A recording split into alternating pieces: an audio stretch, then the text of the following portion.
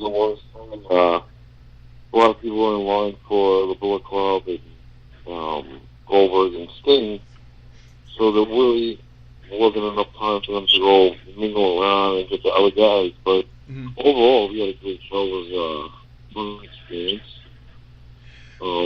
Just seemed like there was a lot of new vendors around. Hopefully, try to continue. Right. I mean, like Jeff said, it had that feel like this has been going on for a while, even though this was the first show. So, with every show that everybody does, it doesn't matter if you did it 1 year or 20 years. Everybody learns from everybody. You're only as good as your last show. So you learn from every show. If there was a mistake made, you try to avoid making that same mistake. And I think some of the customer fan testimonials that are out there was the congestion with having the Bullet Club and Cody Rhodes in the same room. There was a lot of congestion in the hallway, and then when they cleared out, Goldberg and Sting were together, and people were having a hard time getting in the main room.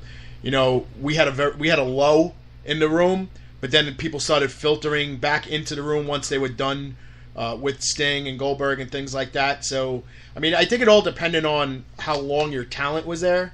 So if you were there from like 9 to 12, you probably didn't do as well because you got affected by the Bullet Club lines. But if you were there 9 to 2, 10 to 3, something like that, you had the before and after flux of people with the main tickets. So, Jeff, what would you say, you personally, like, what would you suggest to Chad?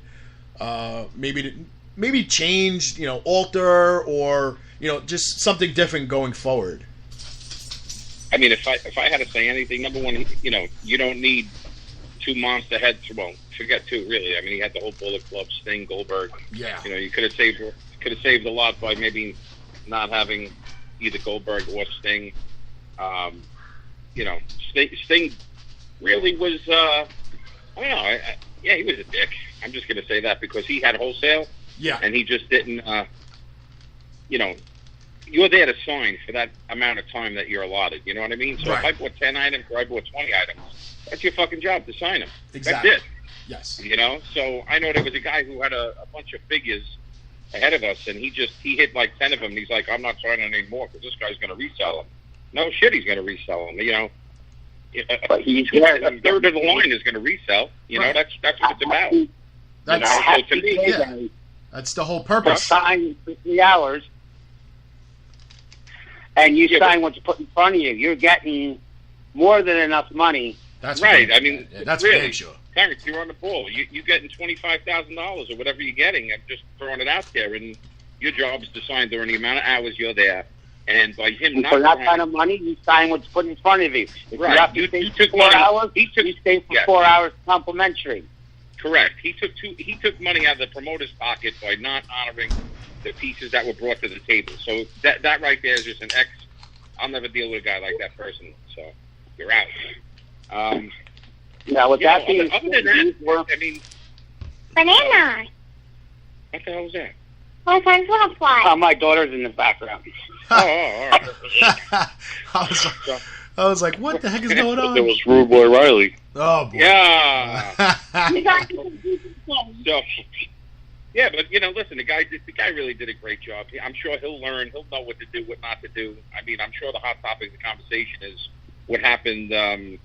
I guess after the wrestling show. I guess it was long after we were gone, but I'm sure Kevin's going to get to that later. That's yeah, I'm interested to hear that because I'm in the dark about that. I've only saw the post fighting on Facebook, so I'm which gets a little misconstrued because you're going to have your two parties involved, and then you're going to have your people who are going to support those people claiming that they saw this, they saw that, and I that's why I'd rather have Chad on. And I asked him I think it was 2 days ago if he would like to come on and talk about it, and if he would have said no, I would totally have respected that. But I think he's got some things he just needs to get off his chest and get it over with and have closure. Yeah, I mean, the rumor went around is that that somebody somebody jumped him with other guys, and who the fuck does that? Yeah, you know what I mean. The guy just did a massive show, and if you had a problem with somebody, just bring it one-on-one. That's it. That's all. Just do it. Right. And the guy's not running from a payday either. I mean, he's definitely had enough money to cover the entire show. Yeah, I mean, we had business with him. He paid immediately, no questions asked. Really, the guy was on par. That's all I could say. He really was. When he said it was going to be there, it was there. Right. So hats off to that guy. Right. I mean, Abyss wrestled in that show. He was paid the day I announced that Abyss was coming. He was paid by Chad. So you can't complain about it. I actually have a fan that's messaging me now saying that Sting was a little pissed off that he had to sign the baseball bats. Yes, he was. He signed 5 bats. And that was it. 5 bats. Like, if 5 bats bothered you, then clearly, he has an issue. Let me ask you this. I mean, Mooch is still with us, right? Yeah. Okay, so everybody deals with talent. Okay, we all had to deal with people coming up, saying, "Oh, I got 50 things. Can you give me this price?" Whatever, whatever the case may be. But the talent, like I said, is paid for one purpose, and the purpose is to take photos and sign autographs.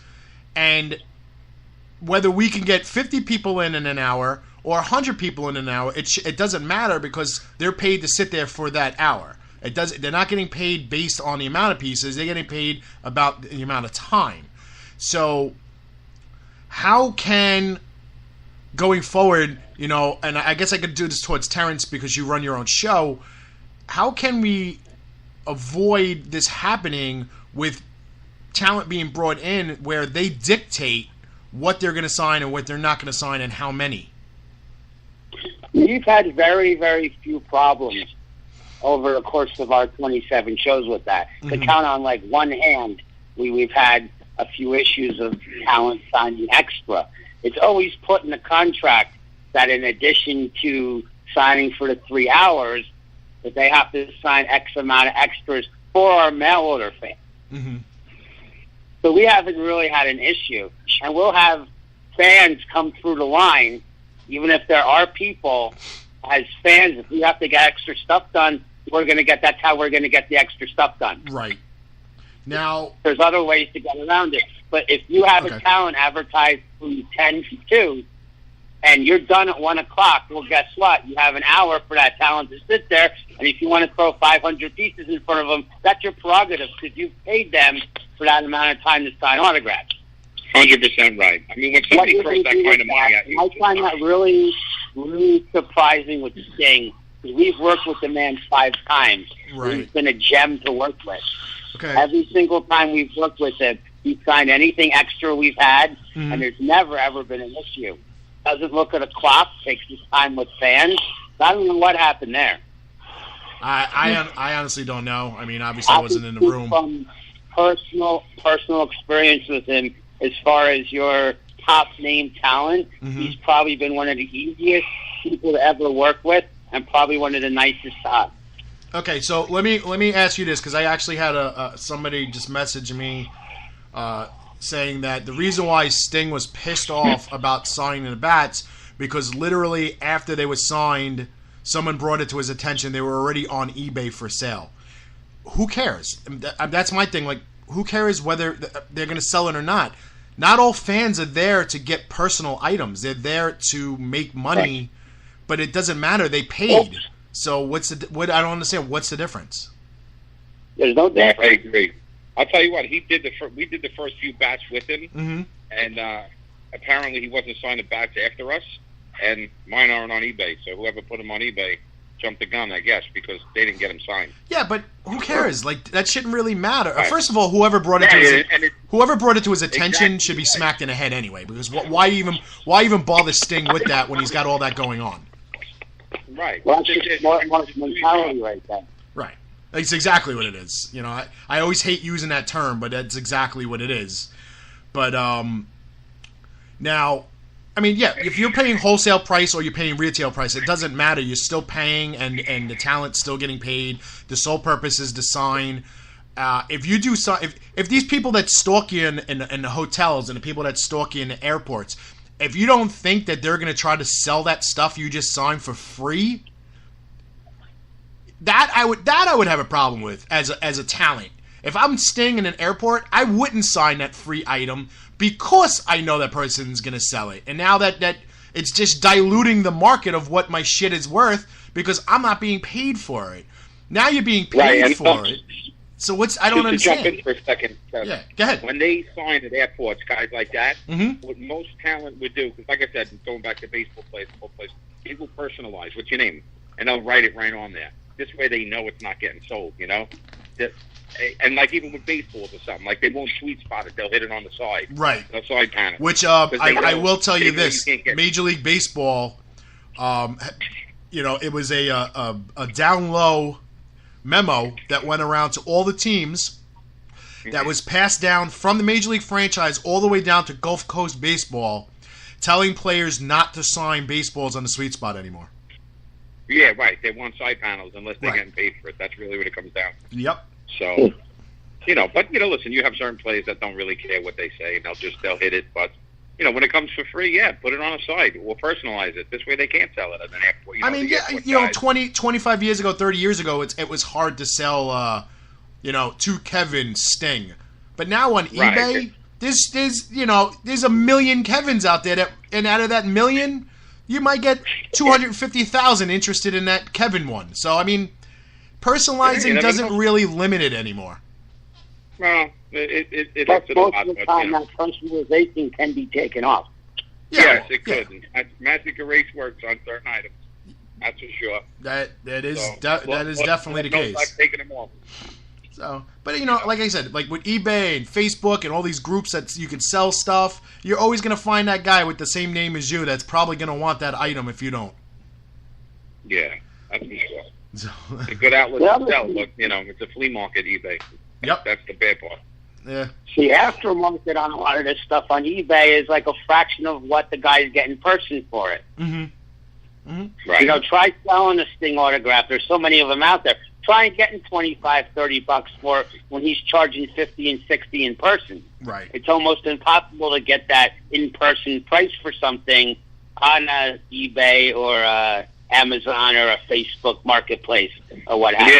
Yeah, eBay is such a flea market. Like a quick prank call earlier today I had with a vendor, and it was a baseball-related item. It was like a Frank Robinson signed bat. Live at the show, they wanted $199, but on eBay it's $100. And that's JSA and everything inserted. So, it's just eBay kills the market. It kills the aftermarket. So. Yeah, but you know what? It's been around for years. It's the original place where you were able to go and sell things. But now with everything being so public, I mean, I remember growing up and it was like maybe two companies that really did baseball signings. MAB being one of them, and now they just like we were saying. Wrestlers will go to anything. I mean, they go to comic shows, tattoo conventions, and they don't care anymore. They just go to anything that they can get a table at. Yeah, I mean, if they're wanted, definitely. I mean, Comic-Cons are great. I mean, wrestling has been in Comic-Cons for quite a while now, so definitely worth it. I just feel that that's why it's so hard for guys like Terence and Big Event, WrestleCon, and everything else to continue keeping that steady lineup of really hot people, because these wrestlers are just going to anything and everything that they can set up a table and sell their shit. Yeah, I agree with that. There's one thing, though, don't forget, back in the day, the guys who were around weren't making nowhere near as much money as the talent makes now. Of course. So a lot of these guys now, after the runs that they have, they don't need to do this shit, Well, they may not even want to do this shit. So they're in a whole nother bracket of making money these days, and there's other outlets that they could do also, with TV and who has reality shows, and so it's tough, but it's good to see some of the guys who actually go out and meet the fans because they want to and keep their name in the spotlight that maybe don't need to financially, but they do it because they like it. Right. So. I mean, a lot of these wrestlers do. I got to say that, but you know what? I always see like the older guys. Whether they're from the golden era or just guys from the 90s or now they've been away from the game for a while, like they enjoy this interaction with the fans. Yeah, definitely. So it's I deal with one football player every year, and I do signing with this guy, and does not need the money whatsoever.